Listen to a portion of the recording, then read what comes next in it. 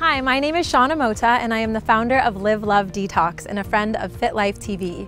I'm here today to talk to you about loving and owning your story. I am personally on a never-ending journey of self-love, and I truly believe that what this world needs is more people who love themselves wholly and completely. So it is my mission to empower others to fall in love with themselves and their lives so they can live an extraordinary life.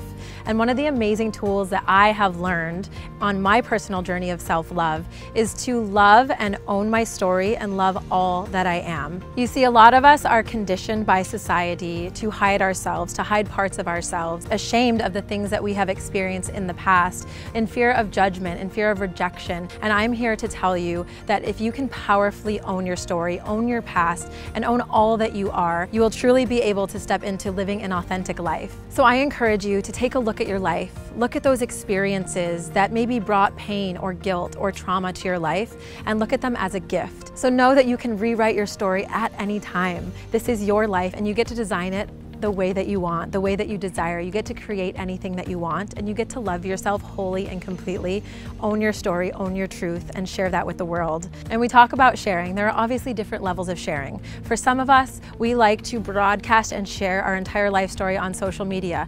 I am one of those people because through sharing and through vulnerability, that is my tool for healing. Whether or not people look at it, it doesn't matter. It's just the act of me of sharing it, especially the difficult times. Because every time I share something that I went through that was difficult and real and raw and authentic, other people reach out to me and say that it helped them on their journey.